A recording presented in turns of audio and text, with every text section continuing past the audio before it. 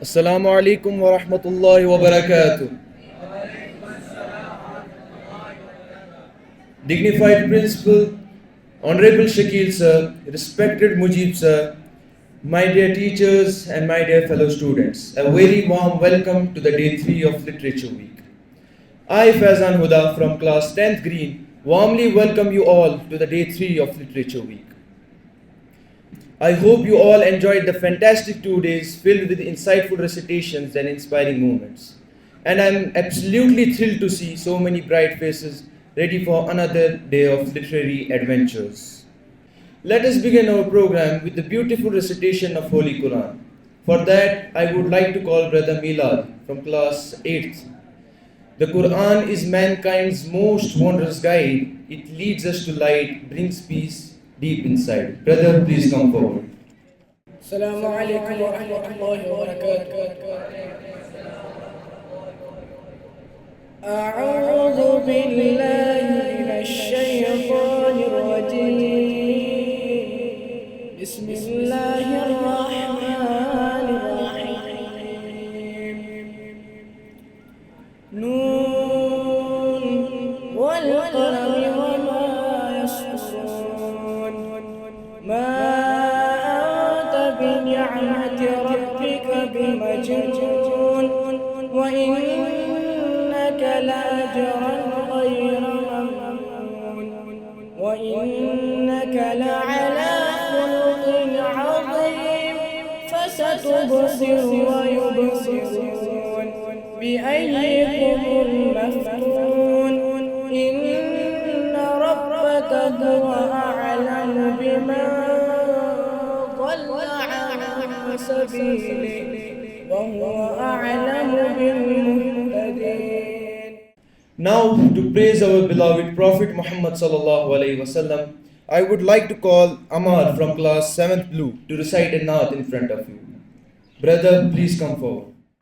ہمارے شوق و محبت کی انتہا وہ ذات ہمارے شوق و محبت کی انتہا وہ ذات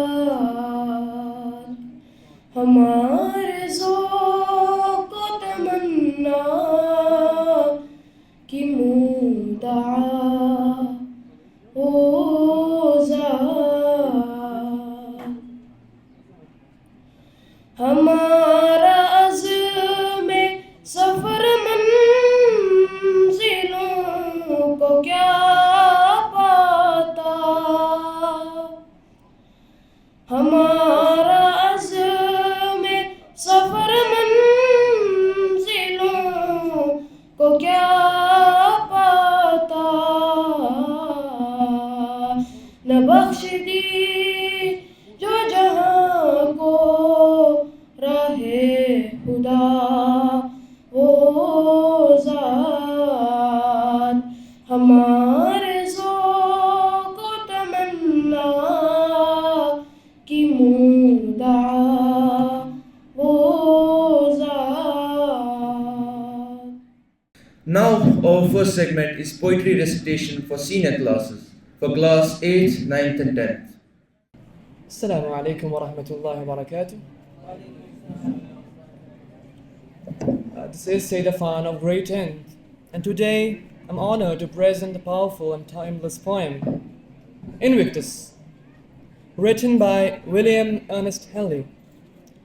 This poem revolves around the themes of unbreakable resilience, defiance in darkness, and absolute self-mastery. So let's delve into this poem. Out of the night that covers me, black as the pit from pole to pole, I thank whatever gods may be for my unconquerable soul. In the fell clutch of circumstance, I have not winced nor cried aloud. under the bloodlinings of chance. My heart is bloody but unbowed. Beyond this place of wrath and tears looms but the horror of the shade. And yet, the menace of the years finds and shall find me unafraid. It, it matters not how straight the gate, how charged with punishments the scroll. I am the master of my fate. I am the captain of my soul. Thank you. I am Muhammad Usman from class 10th Blue, and today I will be reciting a poem in front of you. And the name of the poem is Dangling Hopes. This poem revolves around the theme that's of resilience towards attaining something, towards attaining hopes. So let's begin. How many hearts are filled with dreams, yet no one hears their silent screams? How many eyes see hopes unfold, but no one turns those dreams to gold? How many tears speak truth each night, but no one to hear their hidden plight? How many souls crave love so deep, but no one there to hold them when they weep? How many kites of hope fly so high, but no one to guide them towards the light? We seek a life of our own kind. We wish to live the way we choose, but life so often makes us lose. Thank you. I am Hazim of class 10th Blue, here in front of you to recite a beautiful poetry written by W.B. Yeats. The poetry says that never shall a young man, thrown into despair by those honey-colored ramparts air, love you for yourself alone and not for your yellow hair. But I can get a hair dye and set such color such color there, brown or black or carrot, that young man in despair may love me for myself alone and not for my yellow hair. I heard an old religious man but yesternight declare that he had a word to prove that only God, my dear, can love you for yourself alone and not for your yellow hair. Not every love story ends with happiness. Sometimes love is quiet, patient, and a little bitter. Because the one you truly love never sees you. This poem, When You're Old by William Butler Yeats, is about such a love that hopes one day she will remember what she lost. The poem goes like this. When you're old and grey and full of sleep, and nodding by the fire, take down this book and slowly read, and dream of the soft look your eyes had once, and of the shadows deep. How many loved your moments of glad grace, and loved your beauty with love, false or true. But one man loved the pilgrim soul in me, and loved the sorrows of your changing face. And bending down beside the glowing bough, murmur a little sadly, how love fled and paced upon mountains overhead, and hid his face amid a crowd of stars. Maybe love is like that sometimes, not staying by someone's side, but becoming the memory they will never forget. Thank you.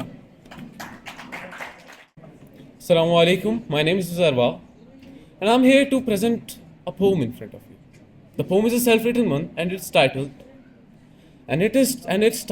A Cracked Cup. I'll tell you about its how I wrote it and why I wrote it afterwards, after I finish reading this. A cup once cracked was cast aside. No use, they said, it's cracked with pride. But rain still pooled within its brim, and flowers bloomed around its rim. It held the sky, it caught the sun, though not the way the perfect one. For what we break, we still can fill with softer hands, with deeper will. This poem was actually, I wrote it because I saw that we often break down when we face failures. We feel that failures make us more worse, make us less confident. But according to Japanese, I guess they have a culture there. Whenever a utensil, which is very dear to them, it breaks, they just fix it with gold. They fill gold in the cracks and they fix it. Similarly, the failures make our life much more beautiful, much more elegant, and much more resilient. We become resilient, beautiful, and much more elegant by our failures. Our failures define how we grow and how we stand up against them. Thank you.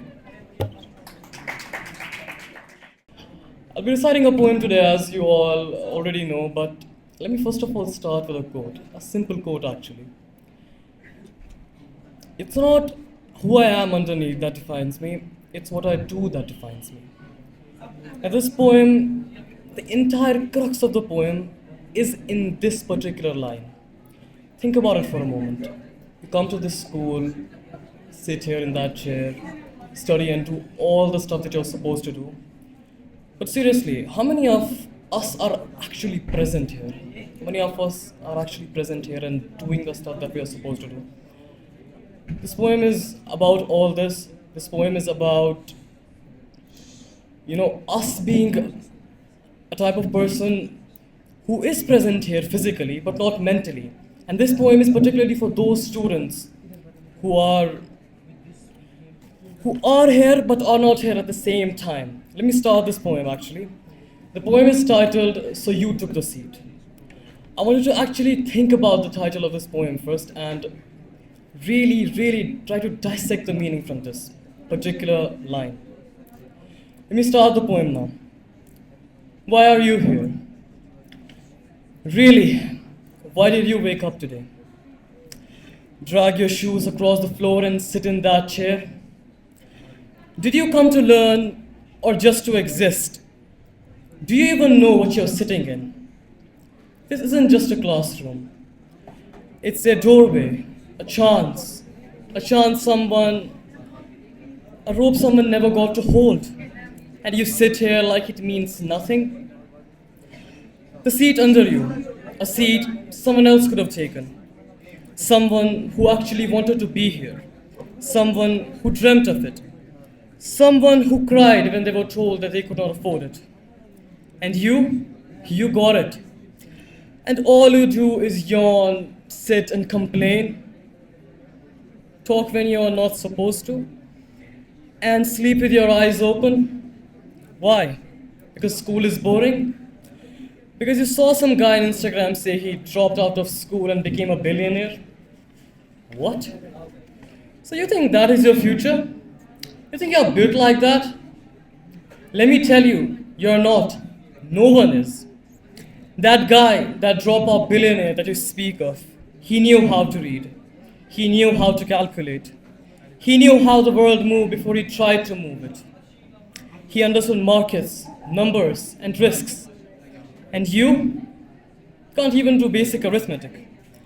You can't even subtract with our fingers. So how exactly do you plan to run a business? How exactly do you plan to do all that without proper schooling? You want to handle business, but you don't know how to handle money. You want to read, but you don't know how to negotiate contracts. You laugh at school, but you think your life will hand you a throne. Who lied to you? But in all seriousness, who fooled you? Was it comfort? Was it ego? Was it a little voice inside you that said, real men don't need school, and school is for the weak? Let me tell you something, that voice inside you, it's cowardice, pretending to be confidence. And you believed it. You made laziness your personality, you made disrespect a brand. But what are you building? Literally nothing. You sit here, wasting a seat, wasting time and wasting breath. And for what? For pride? Let me ask you something. When your future self walks back into this room, into this very room that you were here for maybe 10 years or even 12 years, will he shake your hand or will he slap you across your face? But seriously, what you do now will decide what your future looks like. You think skipping school is a rebellion? You think not listening makes you strong? It doesn't. It actually makes you easy to forget. The real rebellion is waking up every day, doing more than you were supposed to do, reading more than you were assigned to do, and doing more than you were told to. And that is how you win, and that is how you build something. Because seriously, real knowledge, real sharp and dangerous knowledge, it, it's what separates kings from the people who say, I'll go with the flow. So, yeah, sit here. If you're here to learn, everybody here, teachers, even other students who are here to learn, we salute you. But if you are here to rot, stroll, to smirk, to just to waste your time, please get up and get out of here. Because let someone else take that seat who actually deserves it. Someone who actually pays heed. You're not entitled to a future just because you show up. You have to earn it every day, every single second. Now let me ask you, are you? Thank you. I am Momin of class ninth green, and today I'll be reciting a poem titled The Voice from the Heart. This poem revolves around the theme of love, hope, and little moments that make life special. The poem goes like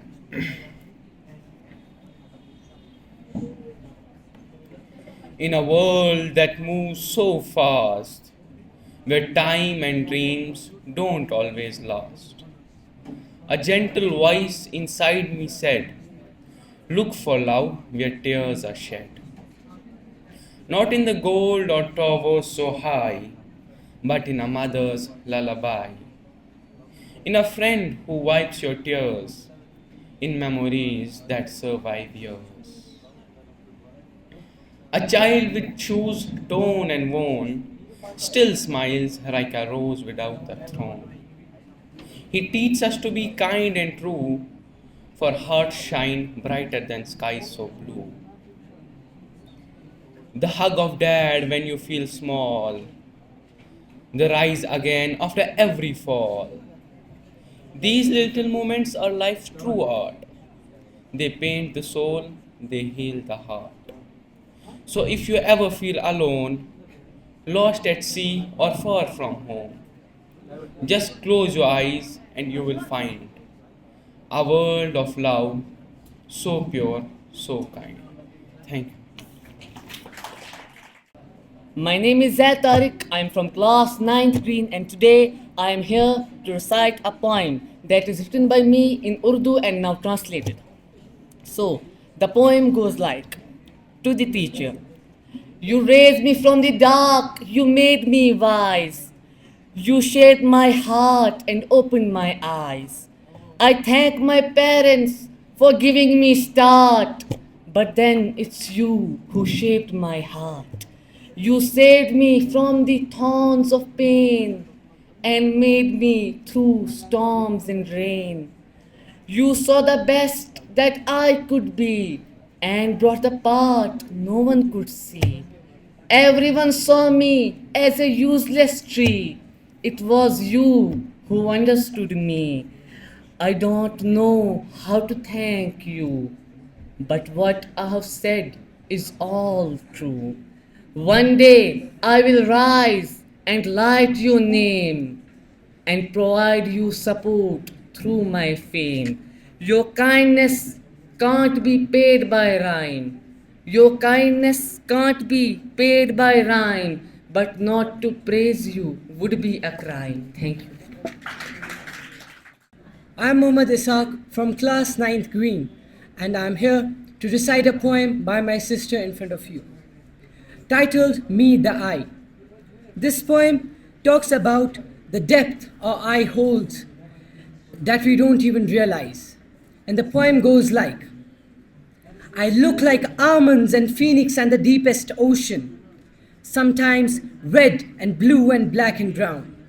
I hold the tears that no one can, and happiness with a bright spark. I tell the truth when the mouth lies. I tease the child when it wrongs. When the baby cries, I make it laugh. When the face is cold, I make it bold. At times, I may close in shame. At times, I may grow in shock. I sparkle when proud, I glance when happy. When the brightness is low, I open up wide. When the luster is high, I make it close.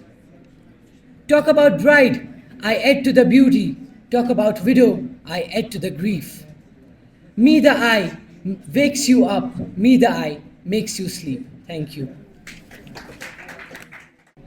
I am Josefa of class 9th Blue, and I stand in front of you to recite a poem, The Tiger by William Blake.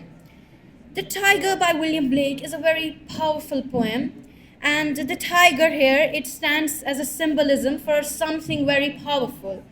And this poem, it's actually, the poet has highlighted the creation of the creator.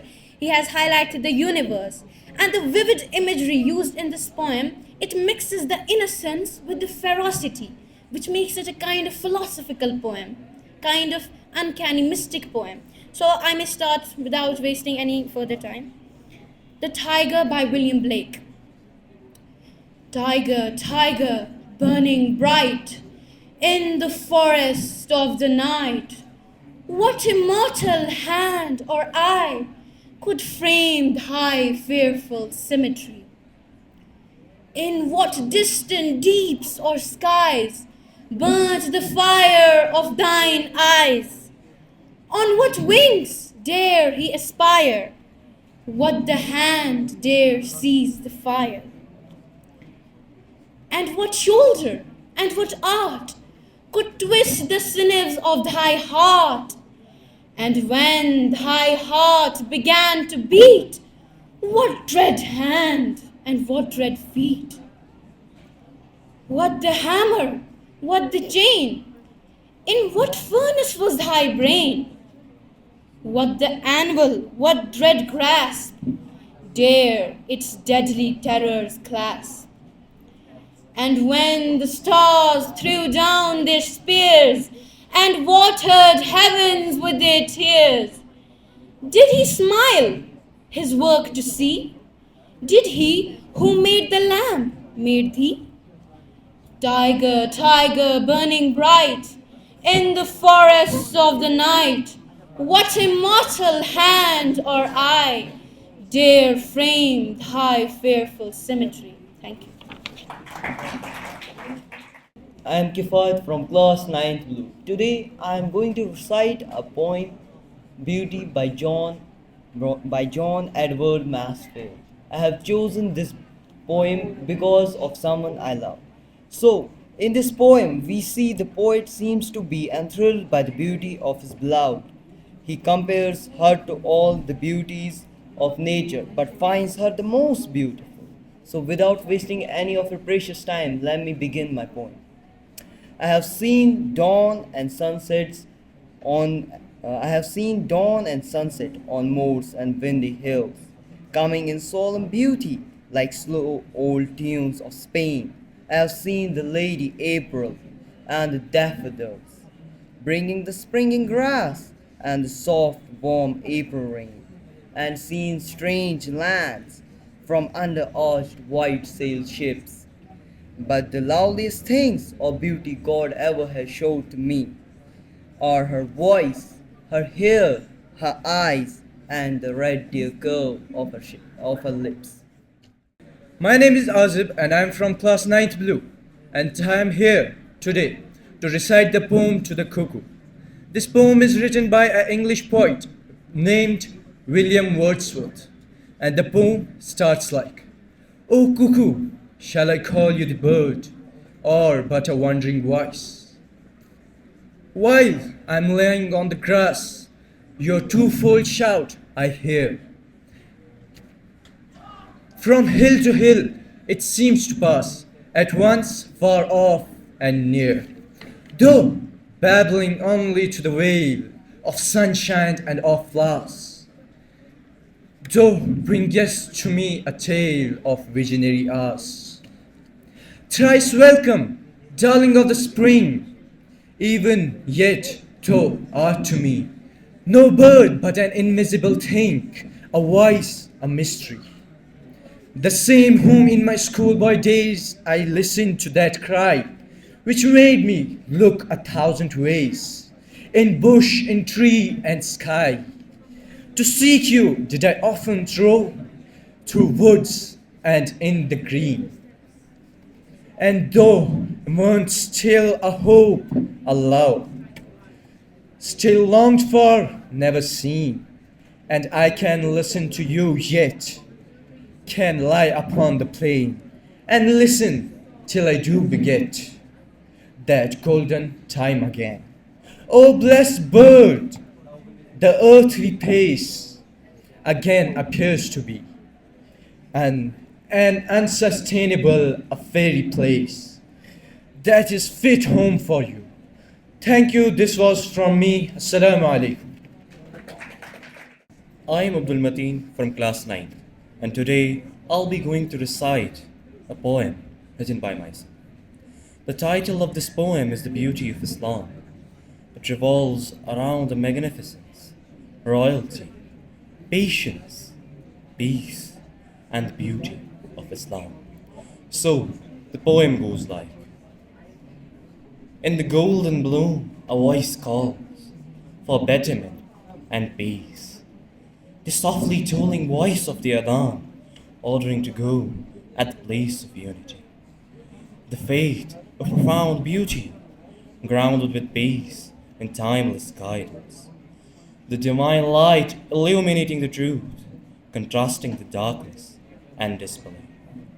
The rhythm of everyday prayers, the recitation of the holy verses, the fasting of food and drink, the pilgrimage to Mecca.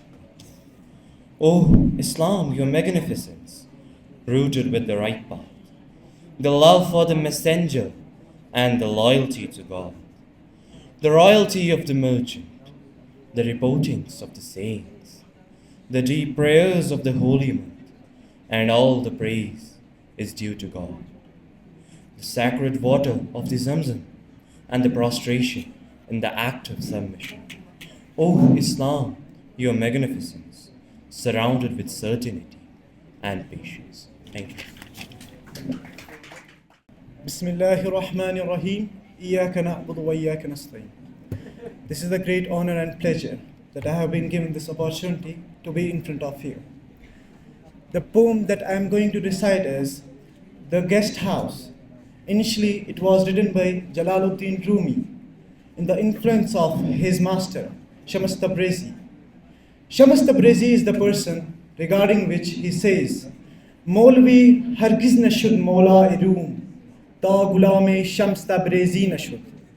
I have not become such a great scholar, such a great influencer, if I was not the slave of Shams Tabrizi. Later, this poem was translated by Coleman Barks in late 20th century. The poem is like, this being human is a guest house. Every morning, a new arrival. This being human is a guest house. Every morning, a new arrival. A joy, a depression, a meanness. A joy, a depression, a meanness. Some momentary awareness comes as an unexpected visitor. Welcome and entertain them all, even if they are the crowd of sorrows who violently sweep your house, empty of the furniture. Still, treat each one honorably. Still treat each one honorably. He may be clearing you out for some new delight. The shame, the bad thoughts, the malice, meet them at the door laughing and invite them in. Be grateful for whoever comes, because each one has been sent as a guest from beyond. Thank you. I'm Yasir from class 9th Blue. The poem that I am going to recite is Daffodils. This poem is written by a famous. The poem Daffodils is written by a famous poet, William Wordsworth, who has published this poem in 1807. In this poem, poet talks about how he saw a field of yellow daffodil flowers, which made him happy and joyful.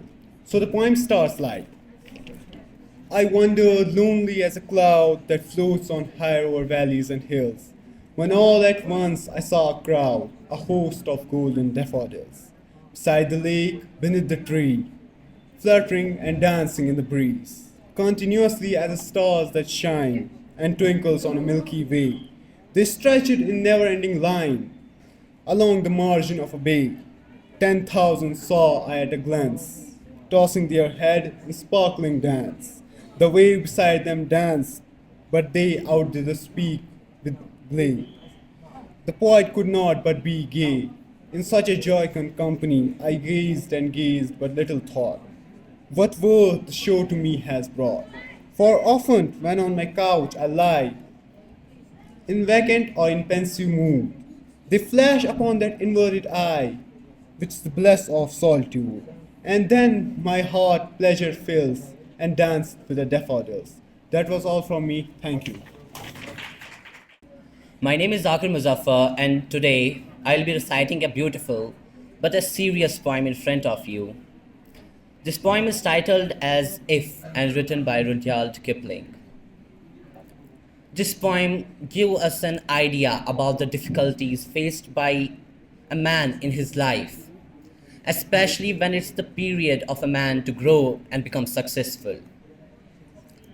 The poem goes like, if you can keep your head when all about you are losing theirs and blaming it on you, if you can trust yourself when all men doubt you, but make allowance of their doubting too, if you can wait and not be tired of waiting, or being lied about, don't deal in lies, or being hated, don't give way to hating, and yet don't look too good, nor talk too wise. If you can dream and not make dreams your master, if you can think and not make thoughts your aim, if you can meet with triumph and disasters and treat those two impostors just the same, if you can bear to hear the truth you have spoken, twisted by knaves to make a trap for fools, or watch the things you have gave your life to, broken and stoop and build them with the worn out tools. If you can make one heap of all your winnings and risk it to one toss of pitch and toss, and lose, and start again at your beginnings, and never breathe a word about your loss. If you can force your heart and nerve and sinew to serve your turn long after they are gone, so hold on when there's nothing left in you, except the will that will say to them, hold on. If you can talk with crowd and keep your virtue, or walk with kings, nor lose a common touch, if neither foes nor loving friends can hurt you, if all men count with you but none too much, if you can fill the unforgoing minute with 60 seconds worth a distance run, yours is the earth and everything that's in it, and which is more, you will be a man, my son. Thank you. I am Adnan, and today I am going to recite a poem. I Am the People, the Mob by Carl Sandburg. I am the people, the mob, the crowd, the mass. Do you know that all the great work of the world is done through me?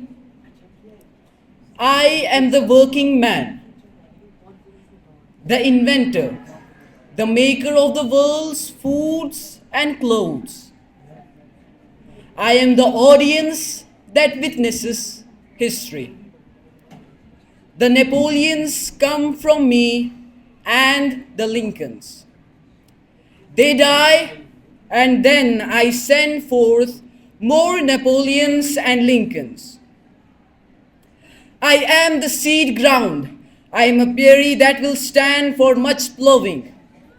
Terrible storms pass over me. I forget. The best of me is sucked out and wasted.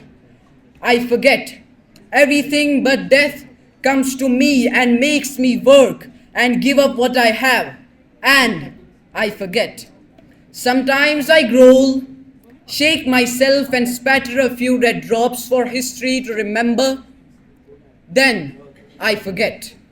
When I, the people, learn to remember, when I, the people, use the lessons of yesterday and no longer forget who robbed me last year, who played me for a fool, then there will be no speaker in all the world. Say the name, the people, with any fleck of a sneer in his voice or any far off smile of derision. The mob, the crowd, the mass will arrive then. Thank you. I am Azan Ansari of class 8 Green, and today I am going to recite a poetry in front of all of you. And my first poem is about the loving enthusiasts. If you love me for what you see, only your eyes would be in love with me. If you love me for what you have heard, then you will love me for my words. If you love my heart and mind, then you will love me for what that I am. But if you don't love my every flaw, then you must not love me, not at all. Hope is a thing with feathers that perches in the soul and sings the tune without the words and never stops at all. And sweetest in the gale is heard, and so must be strong, that could abash the little bird that kept so many warm. I have heard it in the chilliest land and on the strangest sea, yet never in extremity. I asked a crumb of me. Thank you all of you. I am Anas Shabir of Class 8 Blue, and the poem that I am going to present today is A Journey from Home to School. The journey from home to school is a daily adventure. Each step brings new sights, sounds, and moments of joy. It's a path that connects comfort with curiosity, guiding us from where we live to where we learn. So let's get started to the poem. From the doorway steps I take so small. From the doorway steps I take so small. The morning sun has touched them all. A gentle breeze, the sky so wide. The world awakens at my side. The lane is lined with trees so tall, their whisper answer sparrows' call. I watch the petals on the ground, soft drifts of color all around. The street grows busy, wheels go past, children gather, voices fast. Laughter floats and mingles near. The path to school feels bright and clear. At last, the gate comes into view, a place of learning, old yet new. From home to school, the journey done, each step has caught a bit of sun. Thank you. This is Inam from class 8 Purple, and today I am going to deliver a poem, and the title of the poem is My Journey to the Radiant Public School. I came to school with just a pen, quiet and shy, not knowing when. Sometimes I fail, sometimes I top, sometimes I smile, sometimes I stop. Some days I tried with all my heart. Some days I tried with all my heart. Some days I didn't even start. Some friends are kind, some laugh too loud. Some stand with me, some hide in crowd. We run, we laugh, we joke, we shout. We mess around when teacher's out. We fight a bit, we laugh again. That's how school life will remain. These days may pass, but they still shine. Radiant made this life feels mine. It gave me hope, it gave me light, and has me learning what is wrong or right. Thank you for listening. This is Imran from class 8th Yellow, and today I am going to recite a poem in front of you, which is written by one of the greatest poets, Allama Muhammad Iqbal, and the poem is The Sun. So let's start. O sun, the world's essence and motive. O sun, the world's essence and motivator you are. The organizer of the book of the world you are. The splendor of existence has been created by you. The verdure of the garden of existence depends on you. The spectacle of elements is mentioned by you. The exigency of life in all is mentioned by you. Your appearance confers stability on everything. Your illumination and concord is the completion of life.